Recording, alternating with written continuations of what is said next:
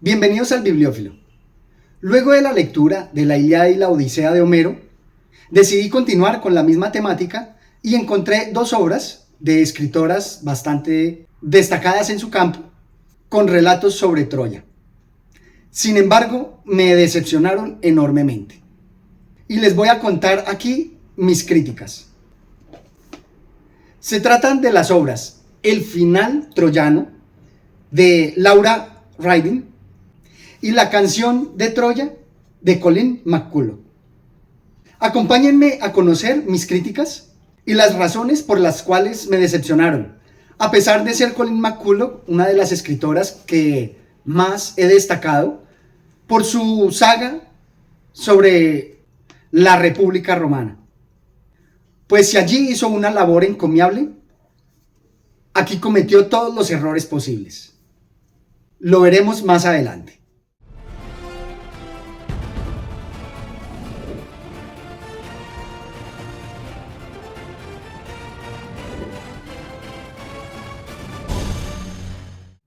La obra El final troyano, de Laura Riding, tiene un comienzo prometedor.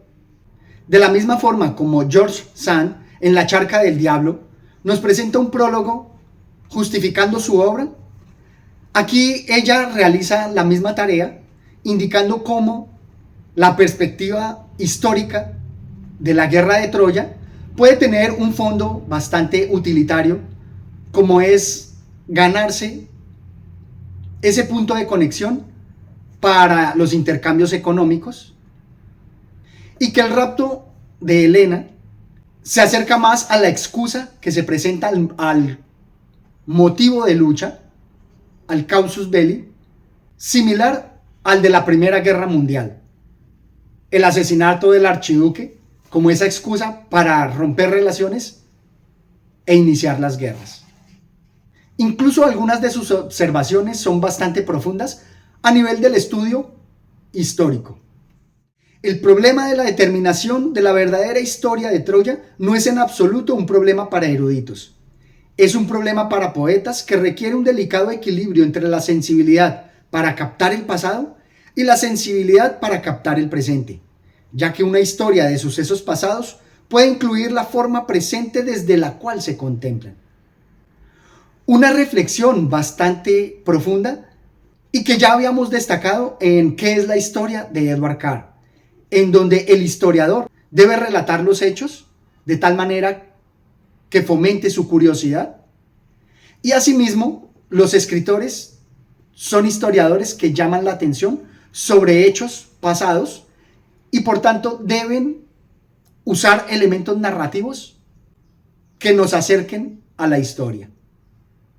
Sin embargo, en la obra de Laura, todo se queda en ese prólogo, pero no logra materializarlo en la obra. De hecho, emprende una tarea de desmitificación en donde todo lo quiere convertir en las causas materiales, quitando la magia que tiene la guerra de Troya. Tanto así que llega a ridiculizar a algunos personajes de una forma tan abusiva que genera rechazo. Y no solo es que no comparta su interpretación de los hechos, o de los personajes, o de sus personalidades, sino que también comete errores imperdonables, en donde trata de explicar cosas, o la perspectiva que utiliza no es la adecuada. Pues en la estructura del relato no queda claro cómo un personaje conoce ciertas cosas, o cómo logra describir psicología de otros.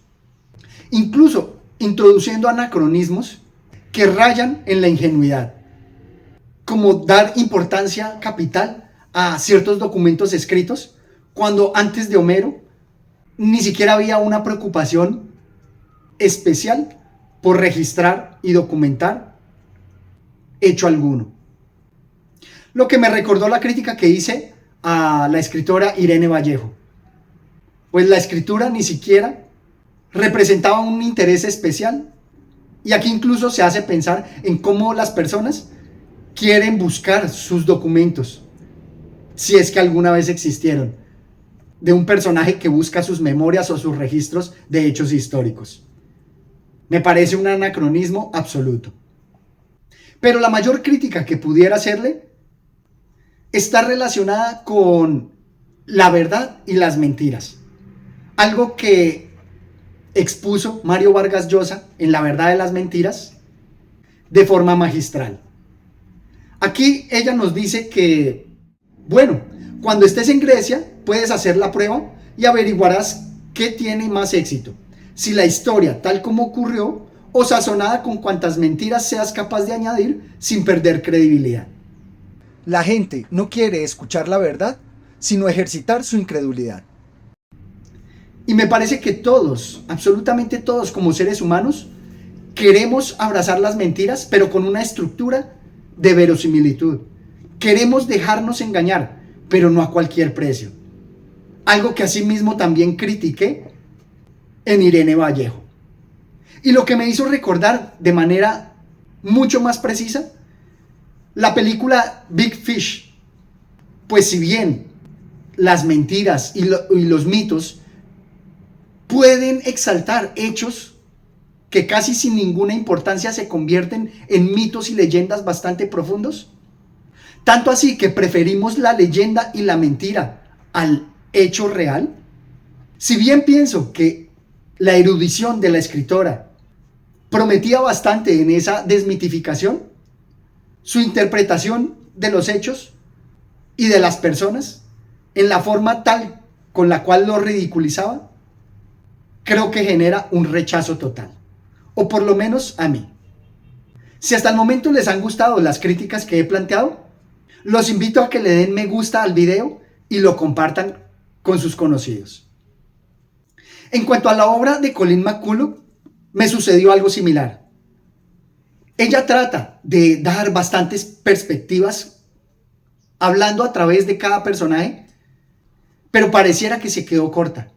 No se encuentran muchas diferencias entre los relatos de la perspectiva de cada uno, pareciera la misma, sino que también como estructura se cometen los errores en que no queda muy claro cómo un personaje conoce el interior de otros, o cómo esas narraciones de cada uno de ellos se llega a conocer, pues si son los pensamientos íntimos de un personaje, luego cuando muere, ¿cómo llega hasta nosotros?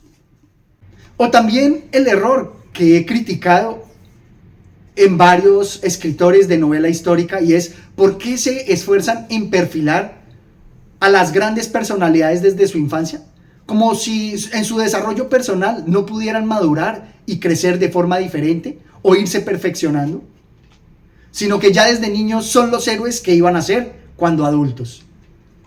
O aquí también, como si la desmitificación requiriera rebajar a los personajes.